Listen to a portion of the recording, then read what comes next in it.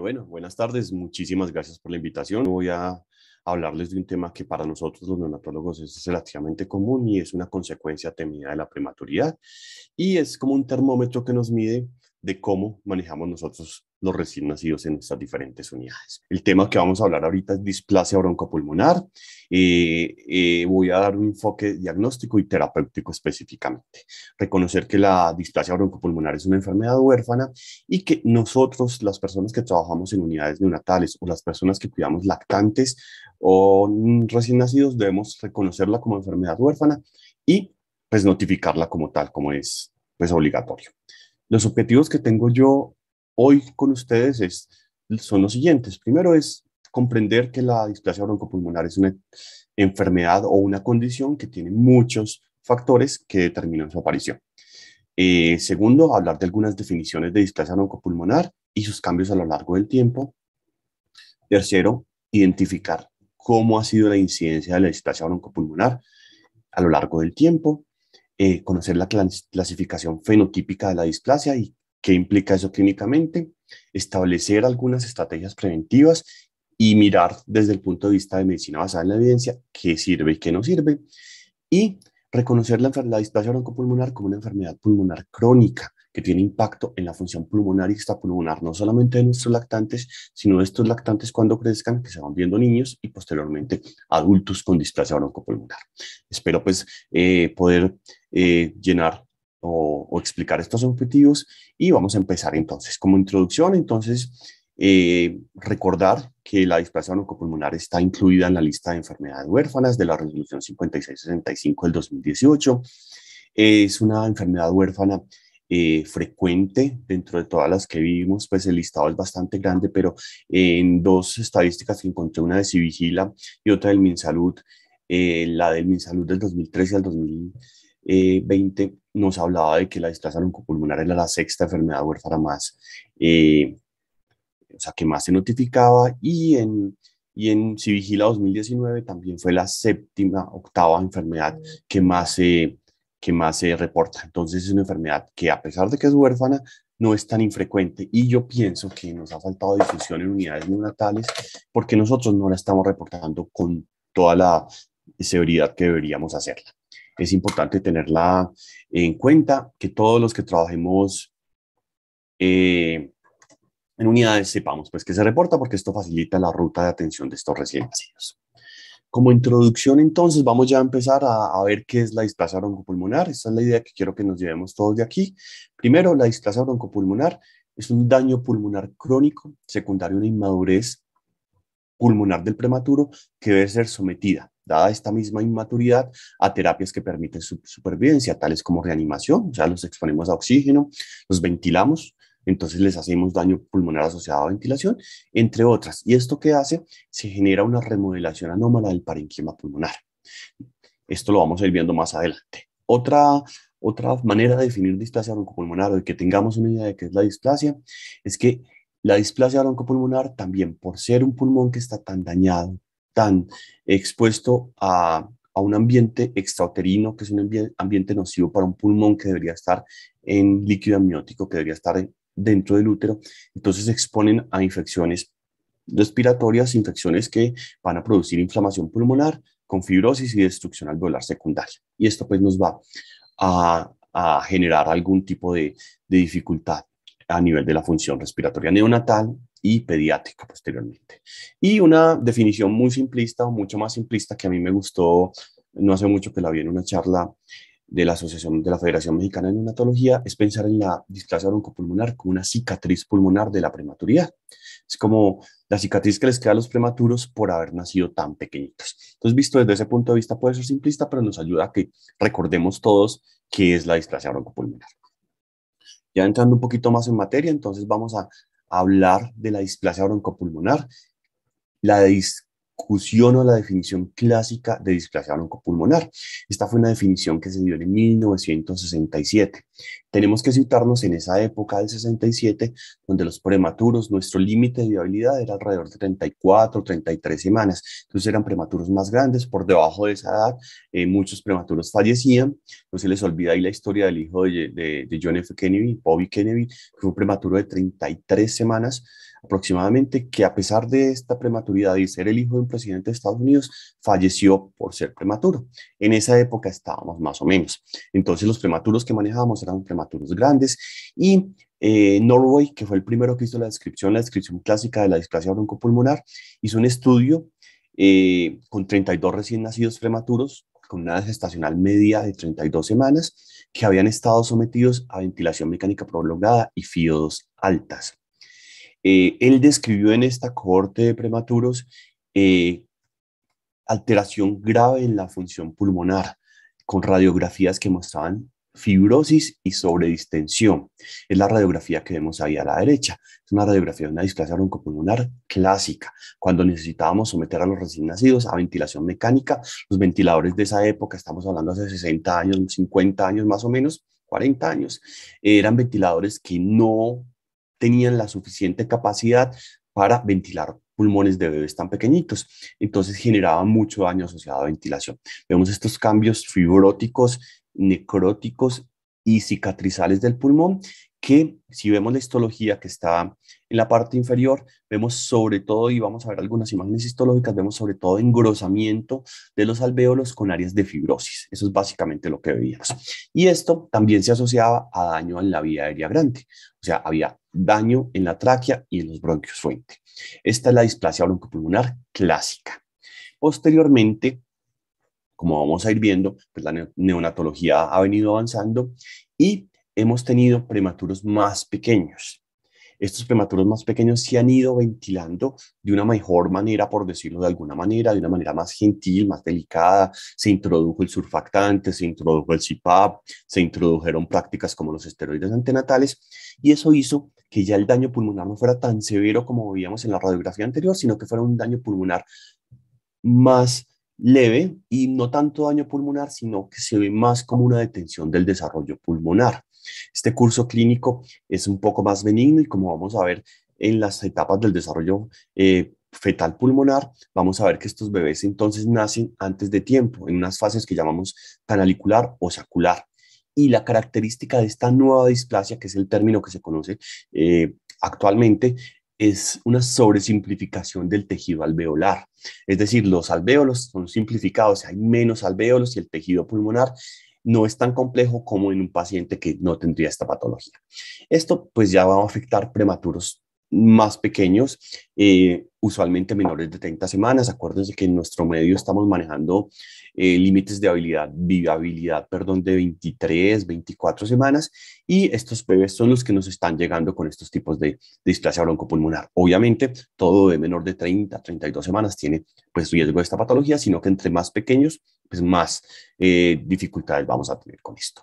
Hablando un poco de la fisiopatología de la displasia broncopulmonar, repito lo que les decía ahorita, esta gráfica es bastante importante en mi opinión y es de entender cómo se desarrolla el pulmón inútero o cuál es el desarrollo pulmonar fetal. Entonces, cuando estamos hablando de desarrollo pulmonar fetal, tenemos que acordarnos de que el pulmón y las vías aéreas provienen del intestino, específicamente a final de la quinta, sexta semana, el intestino se divide en intestino anterior y posterior. El intestino anterior va a entrar en el mesénquima y ese mesénquima va a generar, o sea, esa asociación del intestino anterior con el mesénquima va a generar el muñón pulmonar. Este muñón pulmonar se va a subdividir, va entrando más en el mesénquima y va generando las primeras generaciones de bronquios.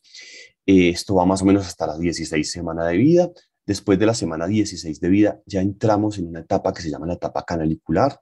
Ya hay túbulos acinares, ya hay más división o subdivisión bronquial.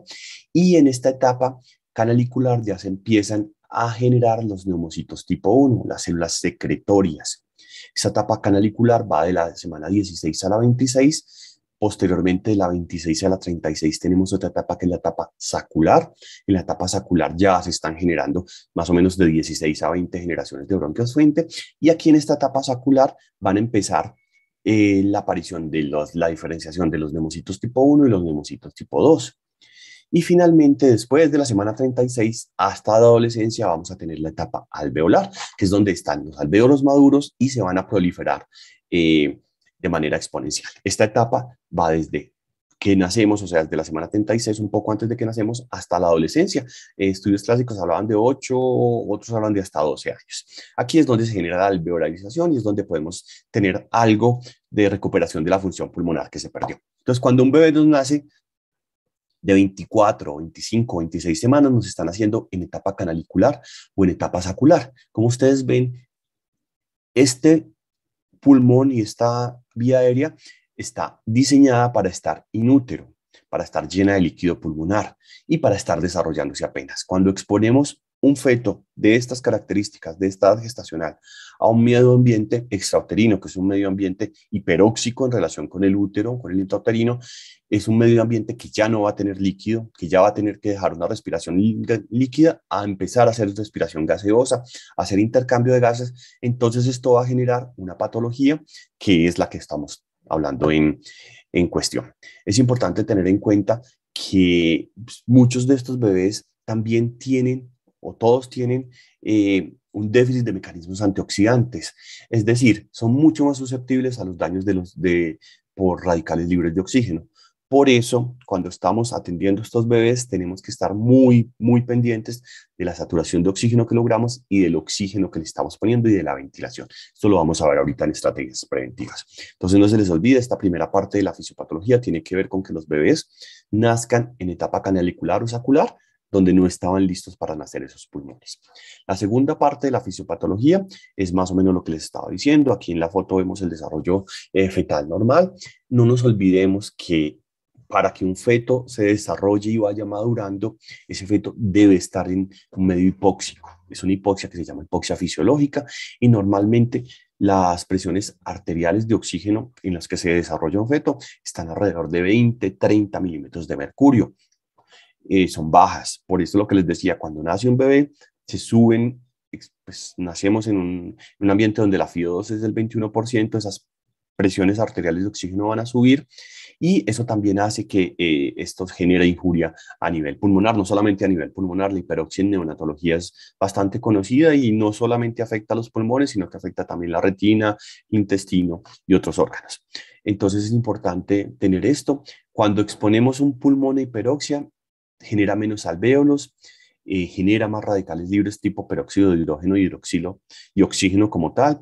El sistema antioxidante, sobre todo el glutatión, está muy maduro y esto también genera esta exposición a oxígeno temprana cuando no estábamos preparados para ella, un incremento en los genes angioestáticos y una disminución de los genes proangiogénicos, es decir, se disminuye o se para la vascularización, el proceso de vascularización normal que lleva en el pulmón. Además de eso, muchos de estos bebés necesitamos someterlos a transfusiones y esta transfusión pues le sobrecarga de hierro y eso también va a generar pues más radicales hidroxilo que van a generar más hiperoxia que no va a ser fisiológica, sino que nos va a generar este daño. No se nos olvide entonces que la hiperoxia debe ser controlada y debe ser manejada en la población neonatal para evitar este tipo de complicaciones que generamos. Asociado también a esto y relacionado mucho con la hiperoxia está la parte del daño que generamos con ventilación mecánica. Esto genéricamente en el mundo se conoce como VILI, que es Ventilator Induced Lung Injury, es daño inducido por ventilador o VILI, que se los puse ahí.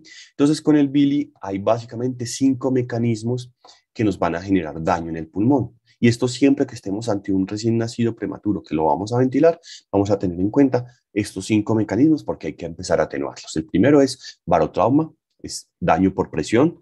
No se les olvide que nosotros y los recién nacidos todos respiramos por un mecanismo de presión negativa. Cuando intubamos y ventilamos un recién nacido, ya no ventilamos por presión negativa, sino por presión positiva. Esta presión positiva va a generar un trauma que se llama barotrauma. El volutrauma es el daño asociado a volumen, es decir, inflamos un alvéolo y esta inflada y desinflada de los alvéolos va a generar daño, va a generar cizallamiento y puede generar pues más displasia broncopulmonar. También tenemos el atelectotrauma, que es cuando dejamos, lo contrario del volutrauma, cuando dejamos que los que los alvéolos se los colapsen. Biotrauma es básicamente trauma relacionado con inflamación. Cada vez que ventilamos un bebé, generamos liberación de mediadores inflamatorios y esto nos va a generar daño, pues nos va a generar liberar interleucina 6, 8, factor de necrosis tumoral, que nos va a generar daño pulmonar directo. Y finalmente, el menos conocido de todos es el reotrauma, que es daño producido por flujos, o sea, por velocidades de flujos anormalmente altas. Importante aquí, cuando hicimos los estudios, y esto también ha cambiado mucho, inicialmente, estoy hablando de los años 90 más o menos, 80, 90, todos pensamos que el daño pulmonar era relacionado más con la presión que con el volumen. Sin embargo, en 1989, Hernández hizo un estudio con conejos donde demostró que lo que más genera daño era no controlar el volumen. Generar volumen alto en el pulmón daña más que generar presión alta en el pulmón. Y de aquí fue que se empezaron a sacar diferentes estrategias que ahorita se las voy a mencionar, donde ya controlamos un poquito más el volumen para evitar sobredistender estos alvéolos. Aquí si logran ver en la foto de microscopía, en el corte histológico, vamos a ver. Quiero que le pongan cuidado aquí. Este es un pulmón normal de un óbito de 38 semanas que murió por causas no pulmonares. Esta es la estructura alveolar normal. Aquí lo que está señalado, si alcanzamos a ver, son las crestas alveolares. Es lo que va a generar un futuro alvéolo. Esto pasa en un óbito. O sea, alguien que realmente cuando nació tenía unos pulmones normales y estaban en su etapa de desarrollo alveolar, con las crestas, con la estructura alveolar normal. Aquí, a la semana 24, vemos que este bebé nació de 24 semanas y solamente estuvo ventilado durante 2 horas. Este bebé nació en etapa canalizacular y vemos que hay inflamación alveolar solamente con 2 horas de ventilación. Vean la diferencia en el tamaño del grosor de alveolar. Aquí otro bebé de 23 semanas que vivió 7 días y los 7 días vivió ventilado. Miren el daño tan severo, el infiltrado tan grande a nivel alveolar y la disrupción de la arquitectura alveolar normal. Y aquí vemos algo parecido. Este bebé sí sobrevivió, fue de 27 semanas y tenemos este daño. Comparen este derecho, perdón, este engrosamiento, esta fibrosis alveolar. Miren que la estructura alveolar no se logra ver. Compárenlo con este de 38 semanas, donde hay crestas, donde hay alvéolos. Entonces, este es el daño del que estamos hablando y es muy relacionado con la ventilación mecánica. Pasando a otro aspecto fisiopatológico, tenemos que hablar de las infecciones. Entonces, las infecciones en general nos van a dañar más ese pulmón porque van a liberar, como decía, mediadores inflamatorios que van a generar, pues, acelerar la fibrosis, como les explicaba ahorita. Existe un germen que se ha estudiado muchísimo y básicamente ha sido como énfasis o le han puesto mucho interés porque cuando se identifica el ureaplasma uralítico en bebés o en líquido amniótico, esos bebés tienen más riesgo de tener displasia broncopulmonar. Entonces, de ahí ha surgido una estrategia que es darle acitromicina a estos bebés como antiinflamatorios y como tratamiento del ureaplasma uralítico y han tenido algunos desenlaces favorables, pero todavía no pues, se encuentra una causa o una relación directa causa-efecto. La cariomionitis también es la infección de los líquidos de las membranas amnióticas, el tener que una madre tenga cariomionitis y tenga su bebé prematuro empeora las probabilidades de displasia broncopulmonar de este recién nacido. También las infecciones postnatales. Se sabe que los bebés que nacen por cesárea tienen diferente riesgo de infección porque se colonizan de una manera normal. Y los pacientes prematuros de los que estamos hablando son pacientes de 26, 25 semanas, son pacientes que necesitan ser invadidos, o sea, tenemos que ponerles catéteres, tubos para poderlos alimentar, para poderlos manejar. Reciben nutrición parenteral, reciben múltiples invasiones y esto hace que sean muy susceptibles a sepsis neonatal tardía, que es la que se genera después de 3 días de vida. Esta sepsis neonatal tardía, como ya vimos, desencadena o lleva a otro de los mecanismos inflamatorios que va a generar pues, daño a nivel pulmonar y va a generar o a ayudar a que se genere displasia broncopulmonar. Otra teoría de la que se está hablando muchísimo ahorita, como en todas las áreas de la medicina, es el microbioma. Y es una alteración en el microbioma, pulmonar que genera o que ayuda a que se genere la displasia broncopulmonar. No se nos olvide, este paradigma ya ha cambiado. El líquido amniótico tiene su microbioma, tiene su microbiota, y esa microbiota que está en el líquido amniótico materno, pues va a llegar a los pulmones del recién nacido y va a colonizar estos pulmones del recién nacido. Se estima que por cada 1000 células humanas hay de 10 a 100 bacterias a nivel pulmonar. El microbioma pulmonar se ha estudiado muchísimo menos que el microbioma intestinal, pero se ha visto que en los pulmones hay un predominio del fila Acinetobacter.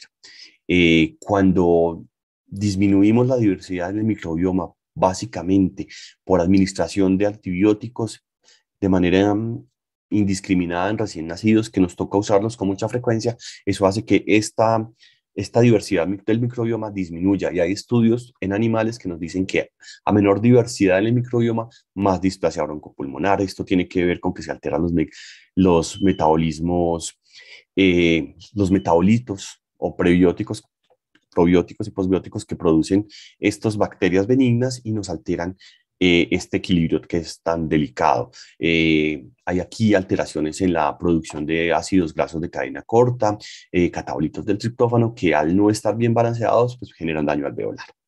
Y hay algunos estudios en ratas, específicamente en ratas modelos de ratas prematuras, que les instilan lactobacilos en la tráquea y al instilarle lactobacilos, pues han evidenciado que hay mejor desarrollo alveolar. Entonces, como ven, es una fisiopatología que tiene muchas aristas y que más o menos esta gráfica nos la resume de una manera aproximada. Hay factores postnatales, hay predisposición genética que no se las mencioné, hay factores infecciosos y todo esto nos va a generar la cascada inflamatoria que les estoy contando. Existen otras relaciones que no son tan establecidas, pero que sí las podemos tener en cuenta. El bebé que nace con Apgar bajo, el bebé que nace con asfixia perinatal, el ductus arterioso persistente. El ductus arterioso, acuérdense que es una comunicación, es un vaso que comunica la pulmonar con la aorta, y normalmente cuando estamos cerca al término, o sea, cuando nacen los bebés de 37 a 38 semanas, el ductus arterioso se cierra. Cuando estamos hablando de bebés prematuros, en un porcentaje importante, este ductus arterioso se mantiene abierto y genera lo que llamamos como ducto arterioso persistente. Esto genera que los pulmones tengan una sobrecarga de volumen. Esa sobrecarga de volumen se ha relacionado con displasia broncopulmonar, al igual que el incremento en aportes hídricos a los recién nacidos. Cuando estamos nutriendo un recién nacido de 1000, 1200 gramos, 800 gramos, estos bebés son muy susceptibles a cambios de volumen que aportamos. Entonces, a veces, de manera iatrogénica, les damos más líquido del que necesitan y no permitimos que hagan una transición fisiológica, que es que los bebés deben perder peso cuando nacen, hasta el 10-15%. Cuando no logramos esto, entonces los sobrecargamos de líquido y esto se ha relacionado con displasia también. Una de las estrategias importantes y más exitosas en la medicina perinatal son los esteroides antenatales, que están indicados según el consenso colombiano de esteroides de la semana 24 a la 36. Cuando no, la idea es darle las 2 dosis de esteroides, 2 dosis de betametasona y esperar 24 horas antes del nacimiento. Cuando esto se genera de manera adecuada, nos disminuye mucho, nos mejora mucho los desenlaces pulmonares de los recién nacidos prematuros. El no tener esteroides antenatales se ha convertido en alguna literatura, la han identificado como un factor de riesgo para displasia. La nutrición también es básica y lo vamos a ver ahorita. El bebé que se malnutre extrauterinamente e intrauterinamente también tiene más probabilidad de hacer displasia broncopulmonar, y existen factores genéticos. Básicamente, cuando tenemos gemelos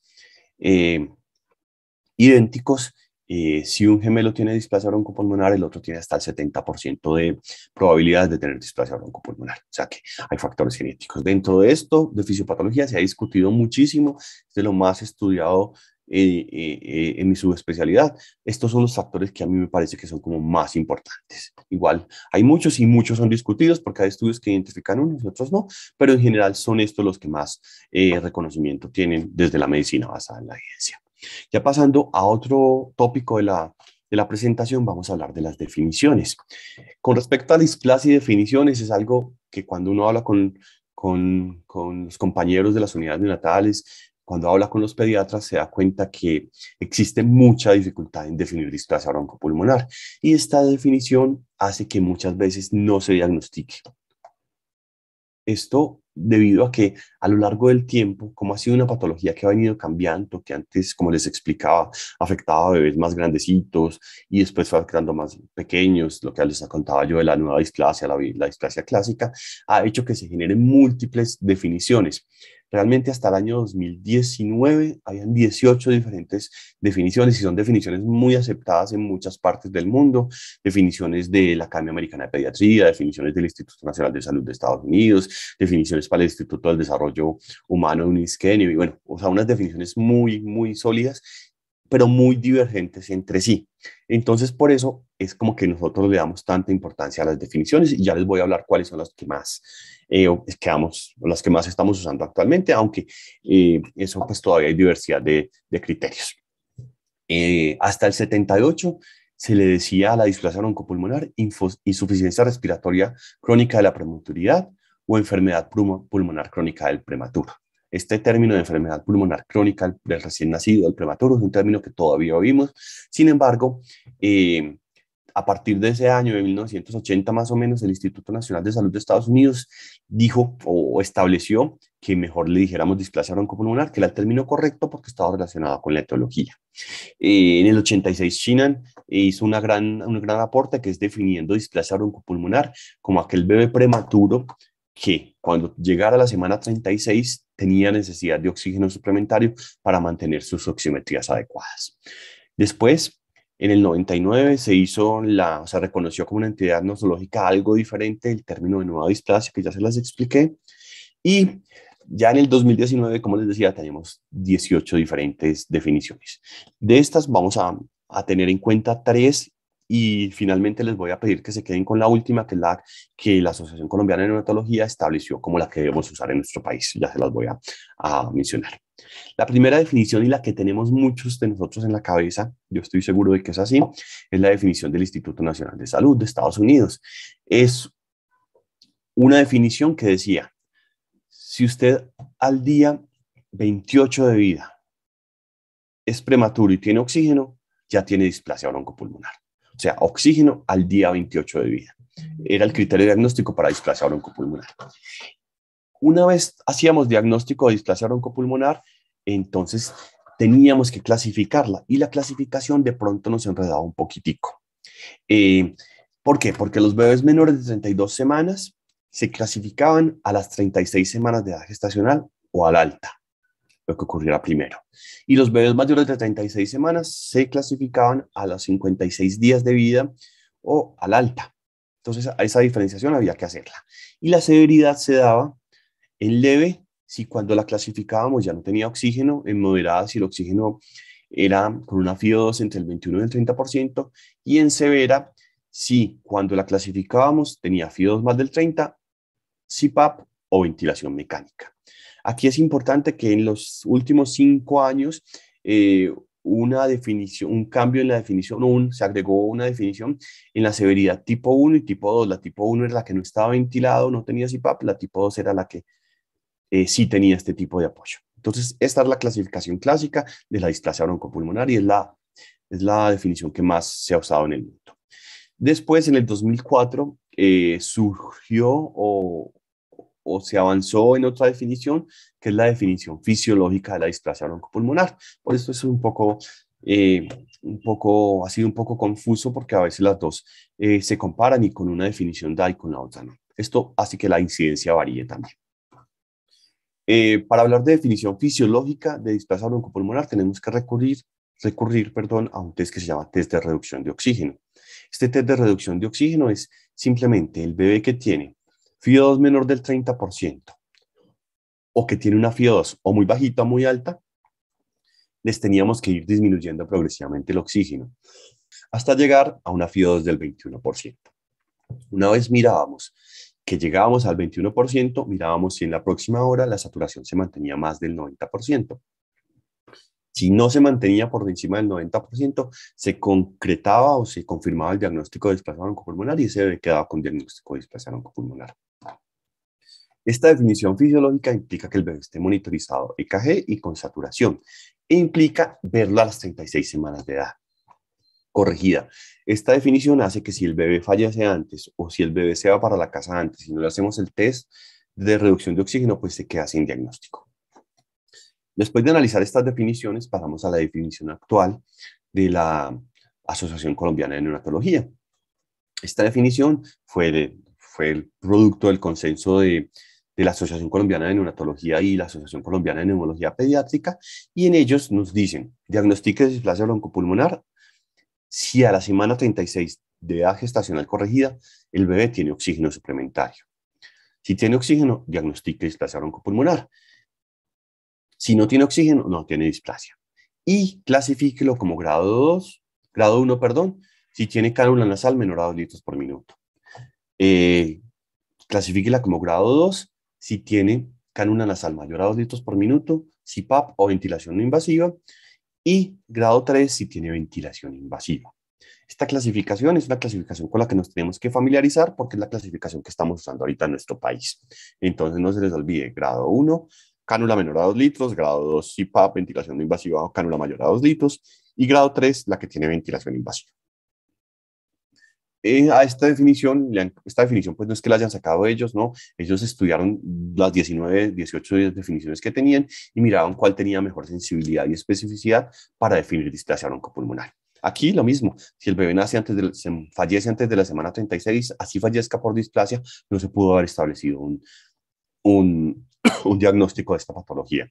O si se van para la casa, porque muchos bebés no se quedan con nosotros hasta la semana 36, y se pierden el seguimiento, pues también se perdería el diagnóstico de displasia broncopulmonar.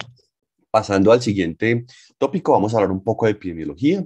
Como les dije, la epidemiología de displasia ha sido bastante discutida, por lo que las definiciones han sido diferentes. Entonces, el centro A usa una de las 18 definiciones, el B otra. Entonces, por eso ha sido como tan difícil, pero aquí les traje algunos datos epidemiológicos de displasia.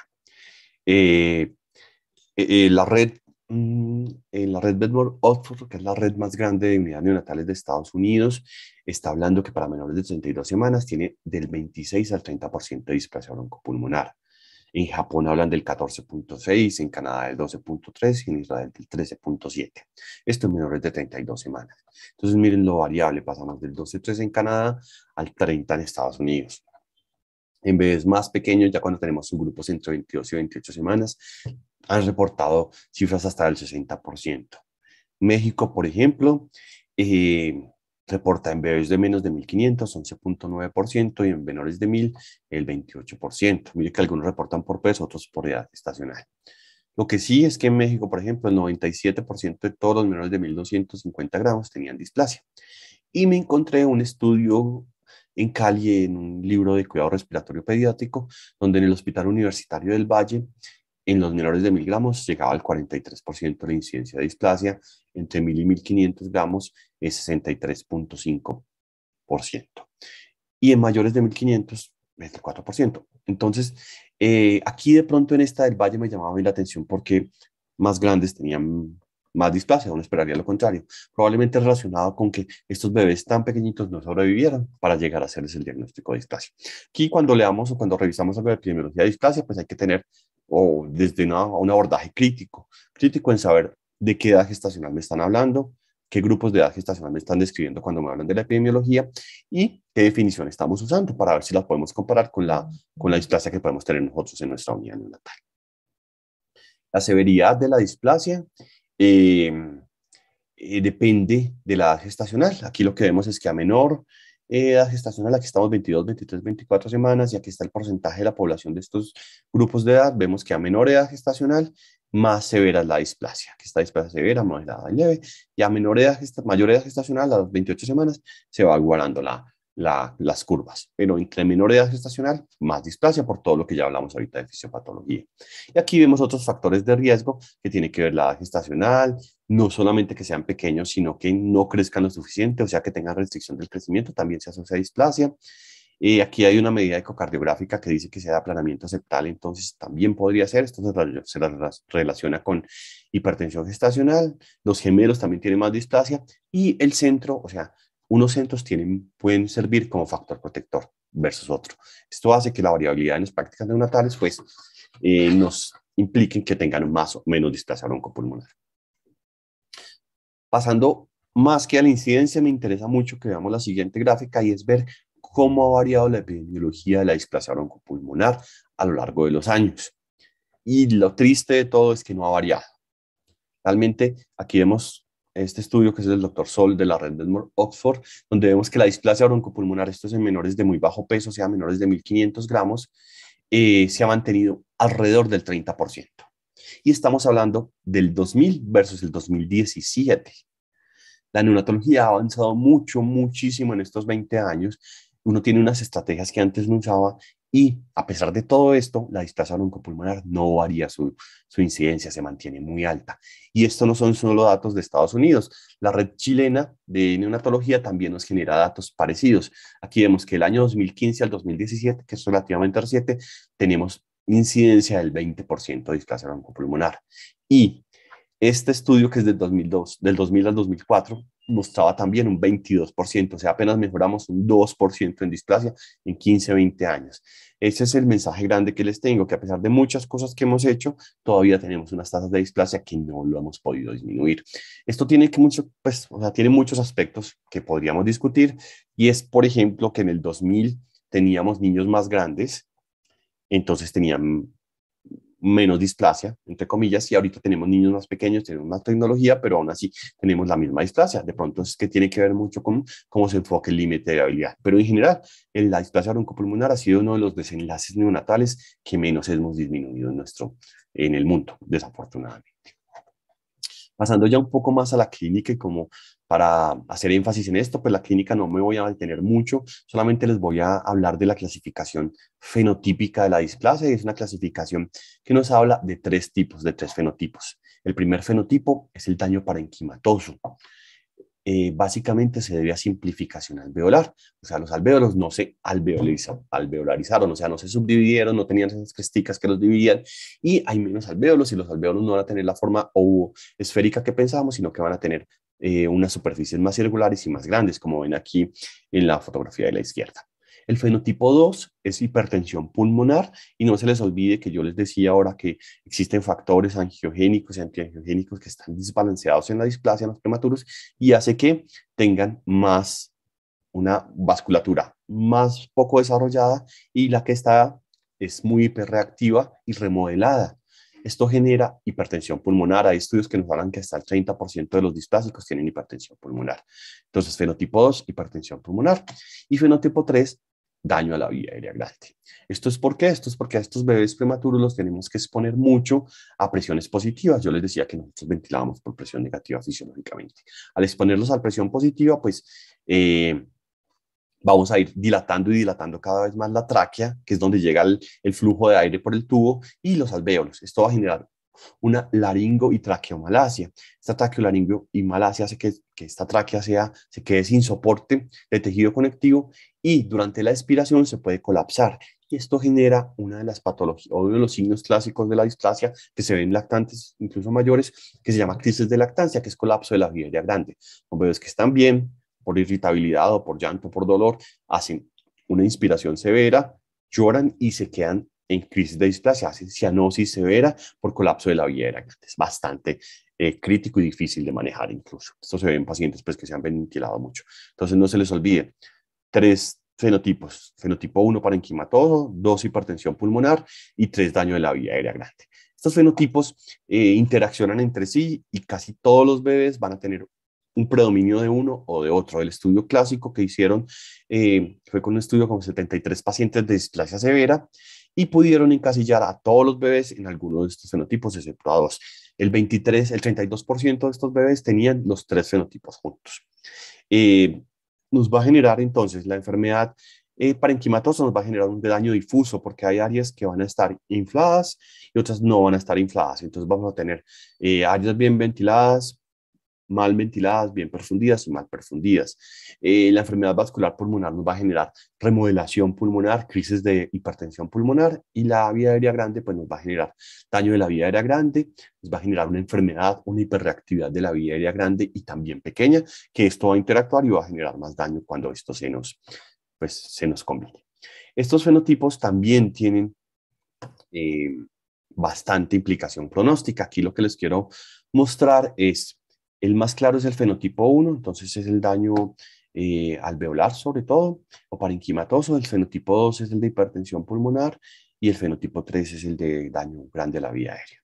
Entonces vemos que el fenotipo 3 es el que más se nos asocia a complicaciones. Mire que van a tener más traqueostomía, van a tener vasodilatadores en casa, van a tener, se pueden morir antes de salir, se asocia con mortalidad. Y cuando tienen los tres, pues es más probable que cuando tengan el fenotipo tipo 3, pues tengan traqueostomía, muerte o terapia vasopulmonar dilatadora cuando se vayan para la casa. Entonces es importante identificarlos porque nos dan pronóstico. Y no solamente nos dan pronóstico, sino que nos ayudan a manejar estos bebés. ¿En qué es importante que nosotros pensemos en fenotipos cuando estamos manejando un bebé? Es cuando tenemos un bebé con displasia broncopulmonar severa, usualmente, y tenemos que hacer ventilación mecánica invasiva de estos bebés. Aquí lo que tenemos que tener en cuenta es que los pulmones de estos bebés son muy heterogéneos. Tienen áreas que están buenas, áreas que están severamente comprometidas, y esto hace que tenga distensibilidades y resistencias diferentes en un momento dado a nivel pulmonar. Incluso hay pulmón derecho y pulmón izquierdo que tienen diferentes distensibilidades y resistencias.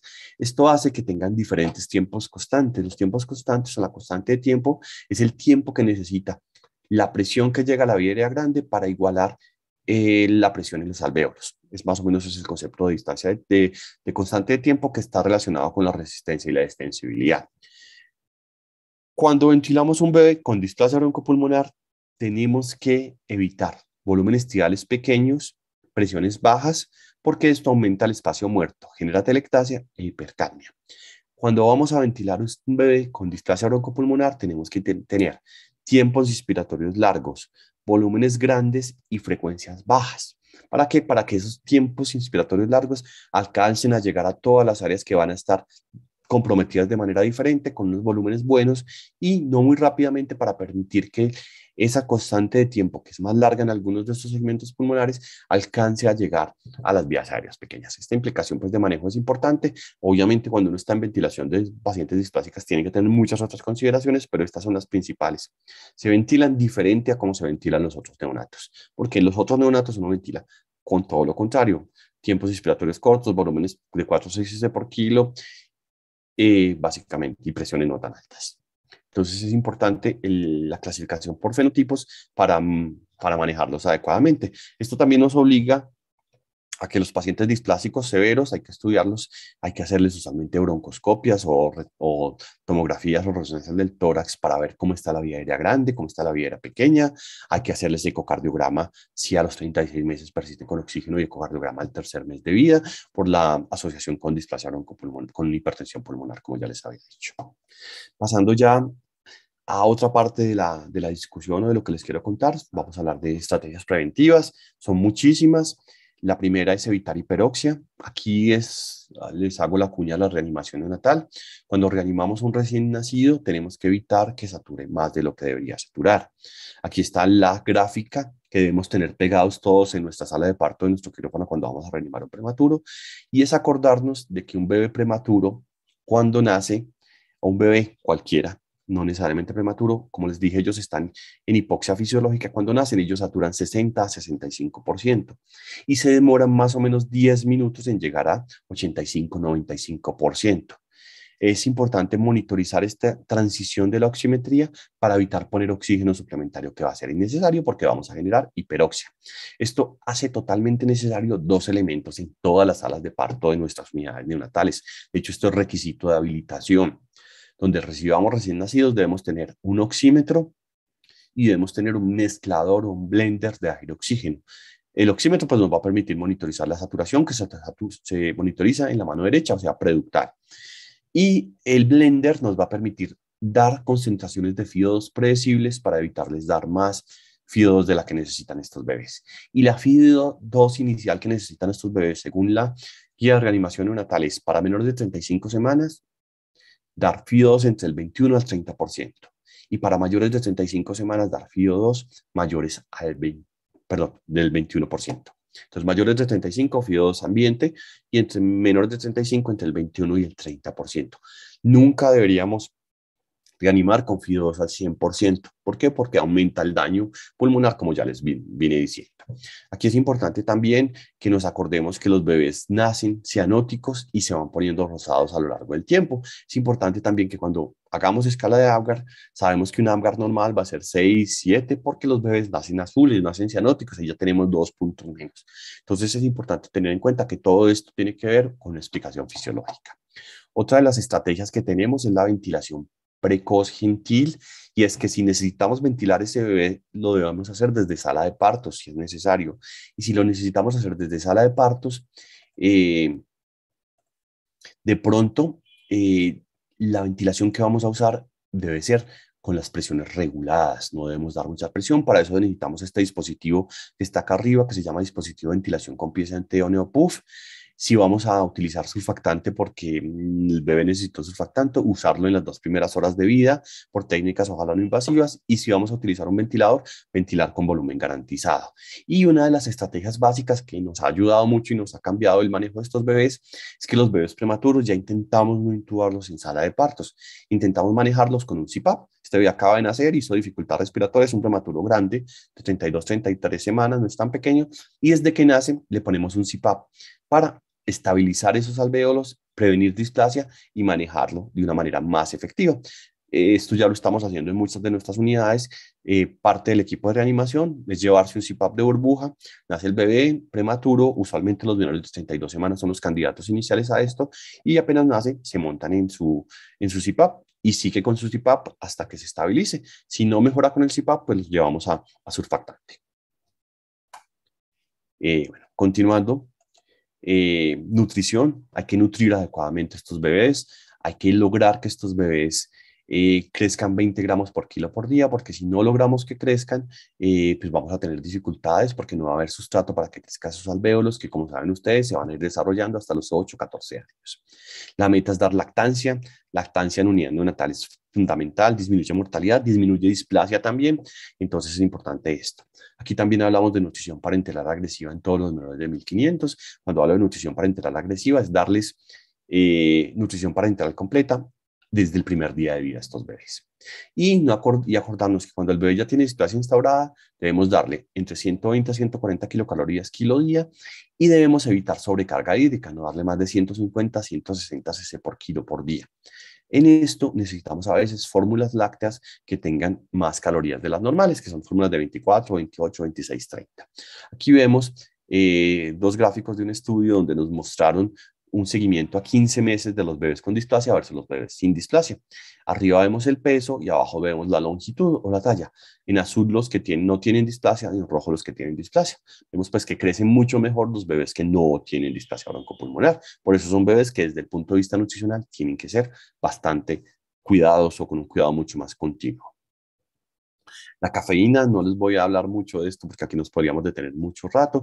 La cafeína se indica para el tratamiento de la apnea de la prematuridad. Es uno de los medicamentos más usados en neonatología. Tiene efectos a nivel central, del centro respiratorio a nivel neurológico, a nivel central, del hipotálamo. Tiene también efectos a nivel diafragmático. Si se inicia en las primeras horas de vida, tiene más efectos. Y cuando un bebé está intubado, le ponemos cafeína, la probabilidad de que la extubación sea exitosa es más. No se sabe hasta cuándo se debe dar, nosotros lo damos hasta la semana 34 de edad corregida, pero hay estudios que no son tan claros en cuanto a esta duración. Aquí este metaanálisis es un metaanálisis clásico que nos dice que si damos cafeína a los bebés prematuros menores de 32 semanas, podemos disminuir la displasia broncopulmonar. Aquí el riesgo relativo es de 0,72, o sea que tienen un 28% menos probabilidades de tener displasia broncopulmonar. Entonces la cafeína se convirtió, después de este estudio, que este es el metaanálisis, pero el estudio es el estudio CAP, que fue el estudio de la doctora Bárbara Schmidt, que cambió las prácticas y hace que a todos los prematuros les demos cafeína casi de entrada a los menores de 32 semanas, porque es de los poquitos medicamentos que ha demostrado disminuir displasia.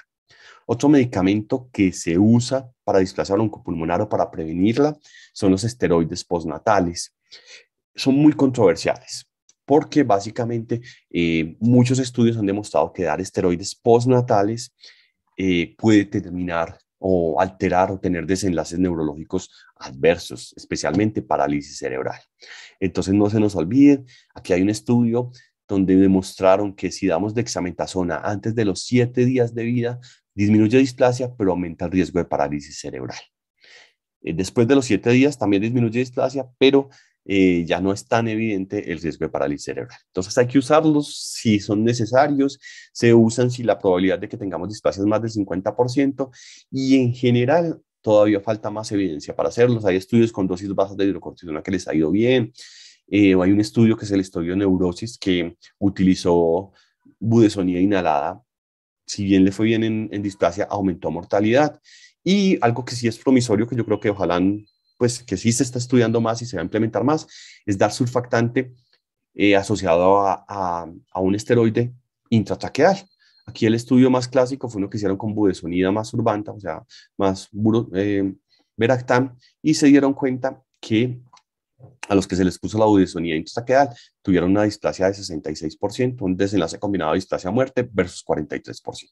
Entonces los esteroides sí se pueden usar en determinado grupo de edad con bastante precaución. Pasando a otra parte, les quiero mostrar un poco de terminología porque ya les voy a mostrar algunos metaanálisis para ir terminando y son como lo que usamos nosotros cuando estamos atendiendo recién nacidos prematuros. La primera definición es CPAP en sala de parto, que ya se las mostré. La segunda definición es surfactante de rescate, es dar surfactante temprano, es en las 2 primeras horas de vida y tardío después de 2 horas de vida. Una técnica que se llama INSURE, que es intubar al bebé, darle surfactante y extubarlo. Otra técnica que se llama LISA y MIS es darle surfactante, pero sin intubar al bebé a través de un pequeño catéter que se pone en la tráquea. Ventilación con volumen garantizado es controlar el volumen que le voy a dar al bebé, regulando la presión. Ventilación de alta frecuencia es generar ventilación usando volúmenes pequeños, menores al espacio muerto anatómico, que son 2.5. Y ventilación nasal no invasiva es otro método donde no se intuban los bebés, sino que se ventilan por la nariz. ¿Por qué les llevo esto? Porque los metaanálisis nos dicen que disminuye displasia CPAP versus ventilación mecánica invasiva. La ventilación con volumen garantizado es mejor que la ventilación sin volumen garantizado. El surfactante en las 2 primeras horas de vida es mejor que el surfactante después de esas 2 horas de vida. Y cuando comparamos técnicas como LISA, que es surfactante menos invasivo, con técnicas como INSURE, que es intubación, surfactante, extubación, disminuye displasia en LISA, o sea, las técnicas menos invasivas. La cafeína disminuye displasia, la dexametasona disminuye displasia, pero ya les dije que aumentaba muerte, y la combinación de budesonida con surfactante también disminuye displasia y muerte. La vitamina A se ha usado, pero el riesgo es muy marginal y ya se usa cada vez menos. Y algo que les quiero contar es que esto es un tema de mucha investigación. Apenas hace un mes, el 28 de febrero, salió este metaanálisis. Esto es un metaanálisis que se llama metaanálisis en Umbrella, una revisión de revisiones sistemáticas donde nos dice lo mismo. El CPAP disminuye, desde sala de partos disminuye displasia, el surfactante de rescate precoz, o sea, en las 2 primeras horas disminuye displasia, disminuir la intubación y poner LISA disminuye displasia y usar volumen garantizado disminuye displasia. Para terminar, 2 gráficas de efectos a largo plazo de la displasia. Aquí les quiero mostrar un recorrido escanográfico de TAC de tórax de un bebé a los 6, 14 y 23 meses. Vemos a los 6 meses la gran fibrosis que hay. Gracias al proceso de alveolarización que les conté que se iba hasta los 8 o 14 años, mejoran estos pulmones y a los 23 años van mejorando. Sin embargo, estudios en adultos, como este que mencionaron, es un estudio británico, cogieron 72 adultos con displasia broncopulmonar, los cogieron a los 24 años de vida. Estos nacieron de 27 semanas en promedio y peso al nacer de 1000 gramos, 955. Hicieron una comparación con controles y se dieron cuenta que estos adultos tenían 2 veces más sibilancia, 3 veces más medicamentos, tenían menor volumen expiratorio forzado en un segundo y menor flujo expiratorio al 25-75% de la capacidad vital forzada. Estos bebés también, este es otro estudio donde cogieron los bebés a los 3 primeros años y se dieron cuenta que tenían más visitas a urgencia, más terapia respiratoria, más hospitalizaciones, tenían más hospitalizaciones por cuadros respiratorios, tenían más asma y más bronquiolitis.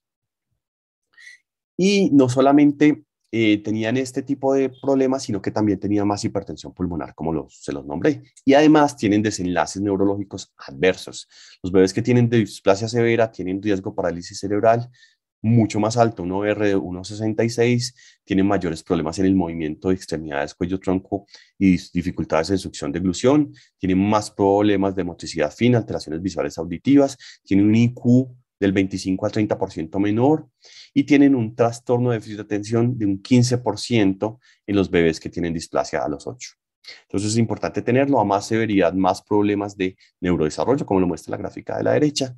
Y ya para terminar, las conclusiones es que la displasia broncopulmonar es una consecuencia de la prematuridad. Existen diferentes formas de presentación y hay que caracterizarlos clínica e imagenológicamente, que a pesar de los grandes avances en neonatología, seguimos con una tasa alta de displasia broncopulmonar, que lo que sirve para displasia es evitar hiperoxia, ventilación gentil desde sala de partos, ojalá CPAP, poner surfactante por técnica lisa, poner surfactante temprano, dar nutrición adecuada, esto es lo que más nos sirve. Y que la displasia broncopulmonar, a pesar de empezar en el periodo neonatal, tiene efectos a largo plazo, tanto pulmonares como neurológicos. Más o menos eso era todo lo que tenía por contarles. Muchísimas gracias.